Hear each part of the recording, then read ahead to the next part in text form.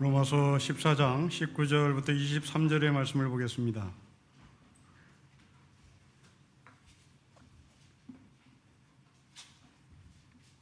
(14장) 19절부터 23절입니다. 교독하겠습니다. 그러므로 우리가 화평의 일과 서로 덕을 세우는 일을 힘쓰나니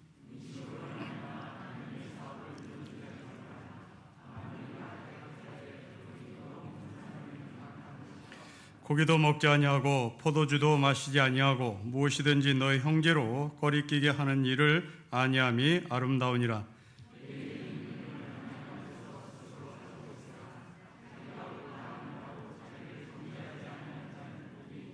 가지겠습니다. 의심하고 먹는 자는 정죄되었나니 이는 믿음을 따라 하지 아니하였기 때문이라.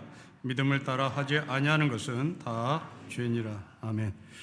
오늘 본문은 그러므로 하는 접속사로 시작합니다. 앞에 문장과 연결해서 해석을 해야 된다는 바울의 주문이기도 합니다. 우리가 연결해서 봐야 할 말씀은 17절의 하나님 나라입니다. 하나님 나라라는 것은 하나님께서 통치하신다는 말입니다. 여러분들이 하나님께서 통치하신다고 고백하면 여러분도 하나님 나라의 백성이고 하나님 나라의 시민입니다. 그러나 이 신분을 가진 우리는 스스로 하나님 나라의 시민인 것을 증명해야만 합니다. 어떻게 증명합니까? 무엇으로 증명합니까? 여러분 18절 말씀 보십시오. 우리 같이 읽겠습니다. 시작. 이로써 그리스도를 섬기는 자는 하나님을 기쁘시게 하며 사람에게도 칭찬을 받습니다. 여러분 18절 말씀을 다시 관찰하셔야 합니다. 하나님을 기쁘시게 하거나 아니면 사람에게 칭찬을 받는 것이 아닙니다. 하나님을 기쁘시게 하면서 동시에 사람에게 칭찬을 받는 것이 하나님 나라 시민의 증명됨입니다. 이것을 분리한다면, 따로 떼어서 생각한다면 여러분들은 하나님 나라 시민으로서의 증명을 못하고 있는 셈입니다. 자, 예를 들어 보겠습니다. 우리는 하나님을 기쁘시게 하지 않지만 사람에게 기쁘게 하는 사람이 있습니다. 법 없이도 사는 사람이 있습니다. 그러나 이 사람을 성경은 하나님 나라의 시민이라고 말하지 않습니다. 그저 그 사람은 착한 사람입니다. 그 사람은 법 없이도 사는 사람입니다. 반대로 하나님을 기쁘게 하지만 사람에게 칭찬을 받지 못하는 사람도 있습니다. 성경이 이런 사람을 통칭 유대인이라고 얘기합니다. 종교인입니다. 교리주의자들입니다. 이들은 하나님을 기쁘시게 하는 것, 그것으로 자신의 신앙을 증명받고 싶어 했습니다. 그 대표인 제가 성전에 올라가서 기도했던 바리새인과 그 옆에서 하늘을 쳐다보지 못하고 가슴을 치며 기도했던 세리입니다. 세리는 진심으로 하나님 앞에 무릎 꿇고 기도합니다. 그러나 바리새인은 그저 형식상 기도를 합니다. 이런 사람은 하나님 나라를 종교 생활과 혼동합니다. 여러분 가운데 하나님 나라를 교회 생활과 혼동하는 사람이 있을 수 있습니다. 그 대표인 예가 요한복음 4장에 나오는 수가성 여인과 예수님과의 대화입니다. 수가성 여인과 예수님의 대화는 예배에 초점을 맞추며 대화를 합니다. 여자가 먼저 예수님께 문제 제기를 합니다. 당신들은 저 산에서 예배를 드리고 우리는 이 산에서 예배를 드리는데 도대체 이 산에서 예배를 드리는 것이 무엇이며 저 산에서 예배를 드리는 것이 우리는 모르겠다. 그러나 나는 모르겠으나 전통적으로 우리는 이 산에서 예배를 드린다고 한다. 그러자 예수님이 말합니다. 이 산에서 예배를 드리는 것도 아니라 저 산에서 예배를 드리는 것이 아니라 신령과 진정으로 예배를 드리는 것이 참된 예배라고 말합니다. 그래서 이 신령과 진정이란 거룩을 말합니다. 여러분, 우리는 우리 교회에 와서 예배를 드려야 된다고 주장하는 사람이 있을 수 있겠습니다. 아니면 그 주장을 목사인 제가 하고 있을지도 모릅니다. 2000년 전 예수님은 이런 목사에게 말합니다. 신림교회도 아니고 영락교회도 아니다. 신령과 진정으로 예배를 드려야 그것이 참된 예배입니다. 신령입니다. 진정입니다. 거룩입니다. 장소가 문제가 아니라 내 마음의 중심이 어디에 있느냐를 묻는 겁니다. 이런 목사들은 특별히 자기네 교회에 와서 예배를 드려야 된다고 주장하는 부류에 속한 사람입니다. 그 이유는 하나님의 나라에 대한 관심 있는 것이 아니라 교회를 비즈니스로 보기 때문에 그렇습니다. 여러분 혼동하지 마십시오. 교회에서 하는 모든 일들은 일입니다. 좀 고사하게 해서 사역입니다. 사업 아닙니다. 교회는 사업하는 것이 아닙니다. 교회는 거룩한 사역을 하는 것입니다. 하나님의 일을 하는 것입니다. 그런데 이 사역을 비즈니스로의 관점에서 이익을 남기는 쪽으로 해석하는 목사들은 교인들을 붙잡아 놓기를 원합니다. 이것은 비즈니스의 관점에서 말한 것입니다. 특별히 우리 교회는 멀리서 오는 지체들이 있습니다. 제가 여러분들에게 우리 신림교회에 와서 예배를 드려야 하면 이것이 올바른 예배다, 이것이 진짜 예배다 라고 주장했다면 여러분들은 지금 속고 있는 겁니다. 제가 그렇게 주장해서 여러분들이 속아서 지금 이 자리에 예배를 나왔다면 다음 주부터 여러분들은 가까운 교회에 나가셔야 합니다. 특별히 우리나라는 휘발유가 나오지 않는 나라입니다. 멀리서 분당에서 일산에서 그렇게 비싼 휘발유를 써가며 우리 교회에 나올 하등의 이유가 없습니다. 나라를 위해서라도, 나라의 전체 경제를 위해서라도 우리는 휘발유를 써가며 우리 교회에 나올 하등의 이유가 없습니다. 신령과 진정으로 예배를 드리면 되는 겁니다. 신령교회 아닙니다. 영락교회 아닙니다. 거룩입니다. 코로나 팬데믹으로 인해서 이렇게 교회에서 예배를 드렸나라고 주장했던 교회주의자들의 주장은 어김없이 무너졌습니다. 어쩌면 하나님은 이렇게 교회주의자를 표방한 목사들의 사역을 파괴시키고 무너뜨리게 한 하나님의 작전일지도 모릅니다. 이제 이 교회주의자들은 어쩔 수 없이 온라인으로 예배 형태를 바꾸며 온라인 예배가 하나님께 기뻐 받으신 예배라고 또 합리화하고 있습니다. 저는 입장이 다릅니다. 이런 온라인 예배 드릴 수 있습니다. 그러나 전제가 있습니다. 거룩한 온라인 예배를 드리십시오. 신령과 진정으로 온라인 예배를 드리십시오. 그렇지 않으면 여러분들은 어떤 곳에서 예배를 드는지 그 예배는 하나님께서 받지 않는다는 것을 기억하십시오. 예를 들면 이런 것입니다. 여러분들은 침대에 누워서 예배를 드릴 수 있습니다.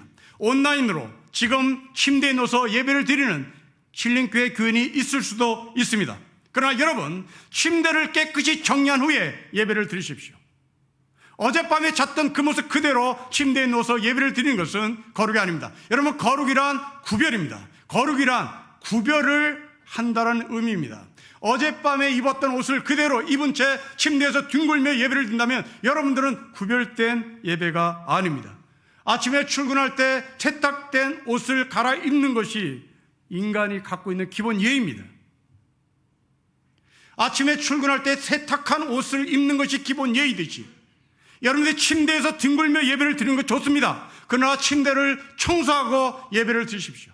어젯밤에 입었던 옷을 오늘 다시 예배를 드리게 하여 새롭게 갈아입고 예배를 드리십시오. 시간을 구별하십시오. 장소를 구별하십시오. 물질을 구별하십시오. 거룩한 예배입니다.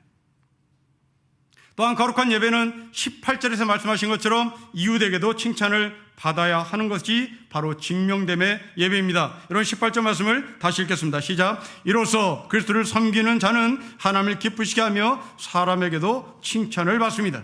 사람에게 칭찬받습니다. 여러분, 이 사람은 세상입니다. 예수님께서는 우리에게 세상의 소금, 세상의 빛이라고 말씀하셨습니다. 예수님은 우리에게 교회의 소금이라고 말하지 않습니다. 예수님은 우리에게 교회의 빛이라고 말하지 않습니다. 세상의 소금이고 세상의 빛입니다. 여러분, 빛과 소금은 강함을 표방하지 않습니다. 강함을 자랑하지도 않습니다. 소금을 보십시오. 소금 염전에 가면 소금이 하늘처럼 산처럼 쌓여져 있습니다. 그러나 우리는 그 소금을 다 우리가 쓰지 않습니다. 그 중에 지극히 일부를 구입합니다. 그리고 집에 돌아와 김치를 담기 위하여 그 사온 소금 중에 더 지극히 소량의 소금을 사용해서 김치에 숨을 죽입니다. 그 조그만 소금이 배추에 들어가 배추의 힘을 뺍니다. 여러분, 산처럼 쌓인 소금이 배추 안에 들어가는 것이 아니라 정말 조금의 소금이 배추의 숨을 죽이는 연약함이 그 능력으로 나타나는 겁니다. 빛도 마찬가지입니다. 여러분, 빛은 모이는 것이 아닙니다. 빛이 모이면 사람을 죽입니다. 빛이 모이면 사람의 눈을 멀게 합니다. 빛은 분산되어야 합니다. 골목에 세워진 전봇대에 나오는 전등은 사람을 살립니다. 그러나 골목에 세상에 있는 모든 전등이 모여서 우리를 비춘다면 우리는 죽습니다. 어두운 바다 가운데 등대 하나가 바로 배를 안전하게 항구로 오게 하는 능력을 우리에게 보여줍니다. 빛은 분산될 때 실력이 있고 능력을 보여주는 겁니다. 그런데 안타깝게도 한국교회는 이런 빛들이 시청 앞에 모이기를 원합니다. 빛들아 모이라고 얘기합니다. 소금들아 모이라고 얘기합니다. 소금이 모여서 시청 앞에서, 빛들이 모여서 이 시청 앞에서 데모를 합니다. 여러분, 그 데모는 무엇입니까? 우리한테 까불면 죽는다는 거죠. 여러분, 그것은 자기가 죽는 겁니다. 소금을 쌓아놓고 자기가 스스로 죽는 거죠. 등불을 모이게 해서 서로 죽는 겁니다. 여러분, 기독교는 힘이 센 것으로 자신의 존재를 증명하지 않습니다. 여러분, 개개인의 삶도 마찬가지입니다. 외로운 사람에게 예수를 믿으라고 말하죠. 고통당하는 사람에게 예수를 믿으라고 말합니다. 그렇다면 외롭지 않고 더 좋은 사업을 할 수 있고 그 사업이 흥황될 것이라고 얘기합니다. 물론 그런 차원이 있겠습니다. 하지만 신앙의 본질은 그것이 아닙니다. 여러분, 신앙의 본질은 하나님을 기쁘시게 하고 그리고 사람에게 칭찬을 받는 겁니다. 참된 신앙인은 내가 무엇을 많이 가졌느냐, 내가 출세했느냐, 내가 아파트 몇 채를 가지고 있느냐, 그것으로 증명되지 않습니다. 이렇게 이름 없이 빛도 없이 소금처럼 빛처럼 살아가는 우리를 바라보고 능력만을 강조했던, 힘과 권력을 강조했던 사람이 우리에게 찾아옵니다. 도대체 당신 믿는 하나님이 누구길래 이렇게 한결같이 소리 없이 소금처럼, 한결같이 소리 없이 빛처럼 사느냐고 묻습니다. 이것이 참된 성도입니다. 우리 한국교회가 이런 소금으로 빛으로 존재했으면 좋겠습니다. 여러분, 우리나라는 세계 열강 속에 포위되어 있는 아주 조그만 나라입니다.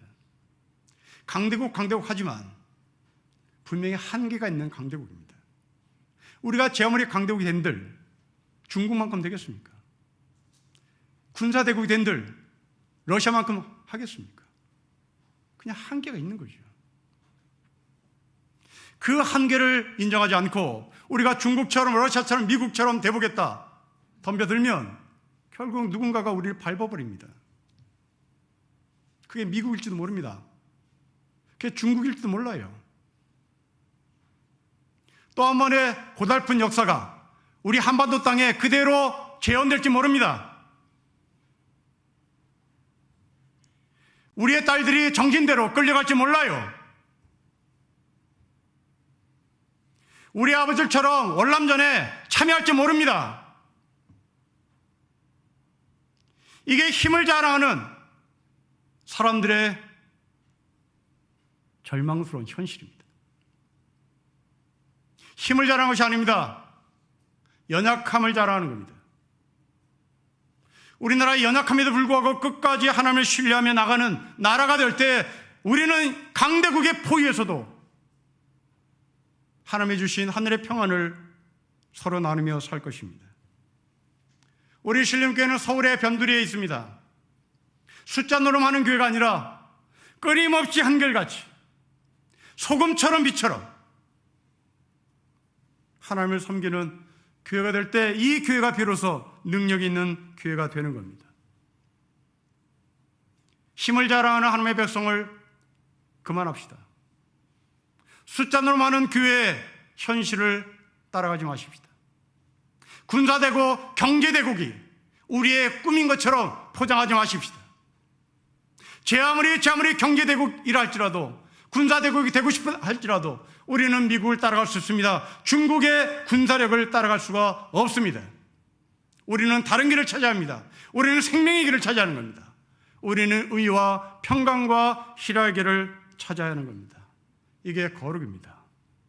이 거룩한 삶을 어떻게 살아야 하는지 바울은 우리에게 길을 제시합니다. 여러분 18절, 19절 말씀 우리 다시 한번 읽겠습니다. 시작. 이로써 그리스도를 섬기는 자는 하나님을 기쁘시게 하며 사람에게도 칭찬을 받느니라. 그러므로 우리가 화평의 일과 서로 덕을 세운 일을 심습니다. 여러분 17절의 의와 평강과 희락입니다. 그런데 이 의와 평강, 희락은 일이라는 단어를 쓰지 않습니다. 그런데 19절에는 화평의 일을, 덕을 세우는 일 표현이 좀 더 구체적입니다. 여러분 왜 그럴까요? 왜 17절에서는 일이라는 단어를 쓰지 않고 그리고 19절에서는 왜 일이라는 단어를 쓸까요? 그 이유는 17절에 하나님 나라입니다. 그리고 20절은 하나님의 사업입니다. 여러분 사업은 비즈니스 아닙니다. 여기서 이 사업이란 워크입니다. 일이라는 얘기입니다. 교회 안에서 사용하는 사역이라는 얘기입니다. 17절 하나님의 나라는 전제입니다. 하나님 나라가 지향하는 목표입니다. 저는 이 17절을 헌법이라고 표현하고 싶습니다. 그리고 19절, 20절은 헌법에 근거한 하위법이라고 정리하면 이해가 될 것입니다. 자, 먼저 헌법에 해당하는 하나님의 나라, 우리나라의 헌법을 끌고 들어가십시오. 우리는 민주주의 공화국입니다. 이거 헌법이 외치는, 헌법이 우리나라가 가야 할 지향점입니다. 그리고 나라의 주인은 국민이라고 밝히고 있습니다. 또한 대한민국은 통일을 지향합니다. 자유민주적 기본질서에 입각한 평화적 통일 정책을 수립해야 한다고 헌법은 기록하고 있습니다. 대한민국은 국제 평화의 유지에 노력하고 침략적 전쟁을 부인합니다. 헌법입니다. 국군은 국가의 안전보장과 국토방위의 신성한 의무를 수행함을 사명으로 하며 그 정치적 중립성은 준수된다고 헌법은 기록합니다. 이게 17절의 의미입니다. 하나님 나라의 헌법, 의를 정한다, 평강을 정한다, 희락을 지향한다입니다. 이 헌법을 근거로 각 행정부는, 통일부는 통일부, 국방부는 국방부, 행정부는 행정부, 그 헌법에 근거해서 구체적인 법들을 만들어냅니다. 그 법을 시행합니다. 예를 들면 국방부가 침략적인 전쟁을 부인한다고 하는 이 헌법에 근거해서 국방정책을 펼쳐야 합니다. 그런데 만약 어떤 정권이 북한을 침략하는 국방부 정책을 만들어낸다면 그것은 국기문란입니다. 통일부는 평화적 통일 정책을 수립해야 합니다. 이게 헌법입니다. 그런데 어떤 통일부가 흡수 통일하자 로드맵을 짠다면 그것은 헌법을 부인하는 쿠데타 세력입니다. 우리나라 국방부는, 우리나라 군인들은 정치적 중립성을 준수한다는 이 헌법을 무시해 두 번의 쿠데타를 일으킨 뼈아픈 역사를 가지고 있습니다. 하나님 나라의 헌법, 의입니다. 평강을 정합니다. 희락을 정합니다.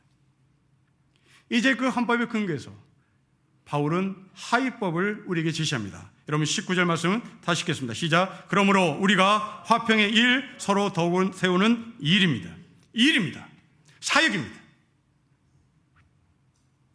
여러분 교회는 하나님 나라의 부처입니다.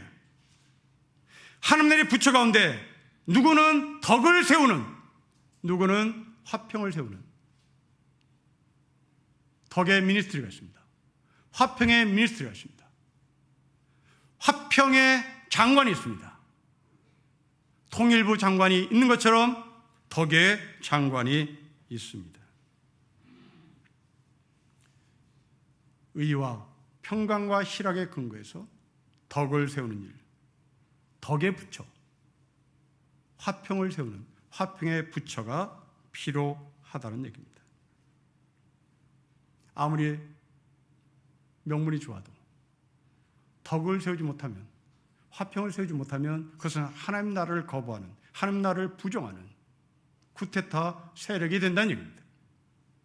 여러분 한국교회 보십시오. 한국은 하나님 나라를 거부하는 쿠데타 세력이 정말 많습니다. 덕을 세우지 않습니다. 화평을 세우지 않습니다. 사람과 사람을 이간질합니다. 사람과 사람을 분리시킵니다. 예수 믿는 사람과 예수 믿지 않는 사람을 적과 아군으로 대치시킵니다. 이것은 미니스트리를 잘못 수행하는 겁니다. 이번 정부가 제시한 국정 목표는 공정과 상식입니다. 그 다음에 모든 부처 공무원들 그리고 여기에 찬성표를 던진 모든 국민들은 공정과 상식에 부합한 삶을 살아야 하는 겁니다. 이게 우리가 지향해 이번 정권의 목표입니다. 그런데 자기 부인이 논문을 뺏겼습니다. 100일에 드러났습니다. 그런데 당사자인 국민대학교는 뺏긴 건 맞지만 문제가 되지 않는다고 면죄부를 줬습니다. 아니 국민학교 학생도 대조를 해보면 A라는 사람이 쓴 논문과 대통령 부인이 쓴 논문이 거의 일치합니다. 국민학교 학생이 봐도 그런데 국민대학교가 보는데 이게 공정과 상식입니다. 그렇다면 우리에게 어떤 메시지를 전달하나요? 공정과 상식이란 이런 것이다라고 가르치는 거죠. 하나님 나라가 의와 화평과 평강입니다. 이 의와 화평과 평강을 공정과 상식이라고 외쳤던 이 정권의 논문 뺏김의 결과인 것처럼 한국교회 목사들은 의와 평강과 희락을 근거로 덕을 세우지 않습니다. 평화를 세우지 않습니다. 편갈르기 좋아하고 적과 아군을 대치시켜 싸우게 만듭니다.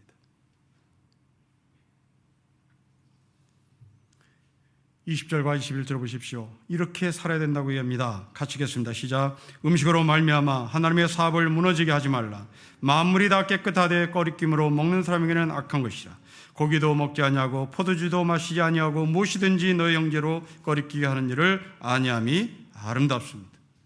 여러분 바울은 고린도 교회에게 보낸 편지 가운데 똑같은 말을 합니다. 모든 것이 가하나 모든 것이 유익한 것이 아니다. 모든 것이 가하나 모든 것이 덕을 세우는 것이 아니다. 20절과 21절은 바로 그 말입니다. 20절과 21절은 14절을 시작할 때 믿음이 강한 자들이 갖고 있었던 자신들의 고집이기도 했습니다.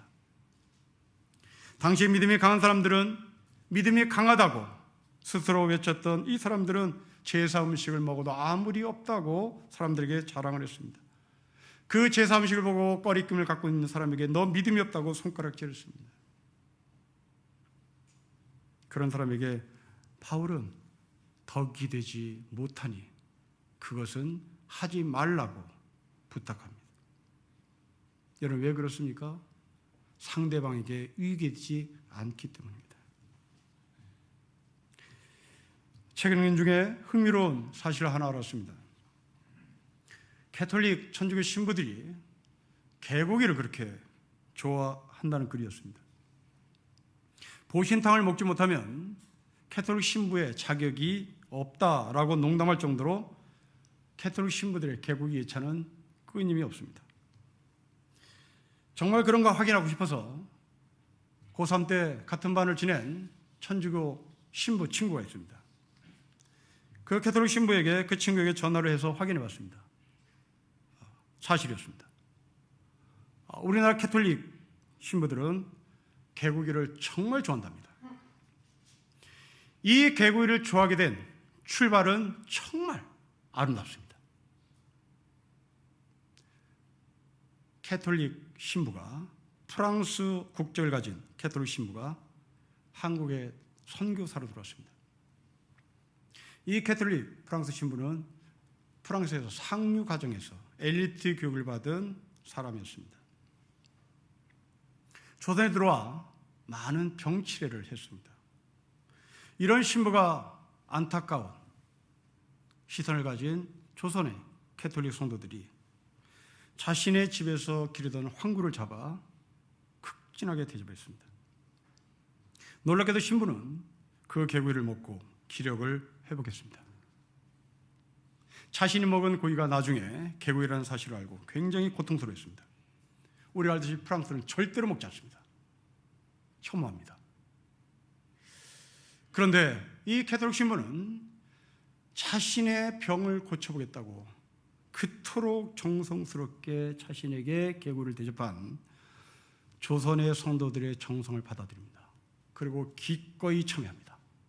먹기 힘든 개구리를 우역우역 먹습니다. 나중에 이 캐톨릭 신부는 없어서 못 먹을 정도로 개구리를 사랑했습니다. 여러분, 이게 덕입니다. 이게 덕입니다. 우리는 우리가 하는 기도가 덕이 되어야 합니다. 그러면서 저는 새벽기도에 나와서 기도하는 분들은 덕을 세워가는 일들을 하고 있다고 인정합니다. 왜냐하면 좋으나 싫으나 제가 여러분들에게 중보 기도의 제목을 드리기 때문에 그렇습니다. 중보 기도의 제목을 듣고 여러분들은 원하나 원치 않으나 나라를 위해서, 청교사를 위해서, 열방을 위해서, 약자를 위해서, 나하고 관계없는 사람을 위해서 기도하고 있기 때문에 그렇습니다. 1946년에 세계교회협의회, 소위 WCC가 발족될 때 3명의 설교자가 강단에 서서 하나님을 소개했습니다. 제일 먼저 독일의 고백교회 마틴 목사가 올라왔습니다. 히틀러 시대 게슈타포에 의해서 체포되어 감옥으로 끌려갈 때 자신의 아버지가 이 마틴 목사에게 해준 말을 소개합니다. 내 아들아, 기운을 내라. 그린란드부터 태평양 섬에 이르기까지 너를 위하여 기도할 그리스도인들이 있다는 것을 기억해라.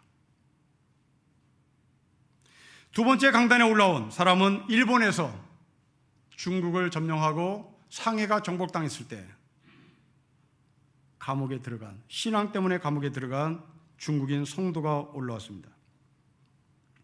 이 중국인 성도는 자신이 감옥에 있을 때 자신을 지키는 일본인 간수가 자기에 찾아와 나도 크리스찬입니다. 서로 동정감을 가지며 비록 간수와 죄수 사이지만 철창을 앞에 놓고 감옥문을 가운데 두고 무릎 꿇고 서로를 위해서 중보했다고 고백했습니다. 세 번째 사람이 올라왔습니다. 노르웨이의 성공의 주교입니다. 숲속 오두막집에 가택연금을 당했습니다. 동네 사람들이 식량을 가져다 주기 위하여 담 너머로 쌀을 먹을 것을 던졌습니다. 먹을 걸 던져주며 동네 사람들이 외칩니다. 주교님, 걱정하지 마십시오. 오늘 제 아내와 함께 BBC 방송을 청취했습니다. 캔터베리 대주교가 주교님의 이름을 불러가며 기도했습니다. 이길 수 있습니다. 이기십시오. 이 말을 마친 주교는 회중들에게 말합니다. 하나님은 전쟁 기간에 우리에게 말씀하셨습니다. 그리스도인들이여, 크리스찬들이여, 당신들은 하나입니다. 캐톨릭, 성공회, 루터교, 장로교, 당신들은 하나입니다. 덕을 세우기를 원했던 우리 믿음의 선배들의 간증입니다. 우리 교회 집단 중에 담배를 끊지 못하는 분이 계십니다. 그러나 이분은 교회에 올 때 온몸을 닦습니다. 행여나 내 몸에서 나는 담배 냄새를 위해서 옆 사람이 힘들어할까 봐 덕을 세우기 위하여 양치질뿐만 아니라 몸 곳곳을 씻고 오십니다. 인간을 향한 예의입니다. 인간을 향한 상식입니다. 이건 믿음을 뛰어넘어 인간이 가져야 할 예의요 상식입니다. 저는 목사로서 오늘날 한국교회 교인들은 이 상식과 예의가 정말 부족한 것에 한탄을 합니다. 저는 여러분들에게 믿음이 많으냐 강하냐 저는 관심 없습니다. 그건 잘하면 되는 거니까요. 그러나 예의와 상식이 없는 사람, 저는 굉장히 고통스럽습니다. 제가 여러분들에게 말을 걸지 않는 이유가 있습니다. 여러분, 믿음이 좋으냐 나쁘냐의 기준이 아닙니다. 제가 여러분들에게 눈도 마주치 않는 근거가 있습니다. 그건 상식입니다. 그건 예의입니다. 인간이 가질 예의, 인간이 가질 상식, 이것은 종교를 초월해야 되는 겁니다. 담배 피는 권한 여러분에게 있습니다. 술 마실 권리 여러분에게 있습니다. 그러나 옆 사람을 괴롭게 하지 마십시오. 자기 이성만 챙기지 마십시오. 인간의 예의입니다. 인간의 상식입니다.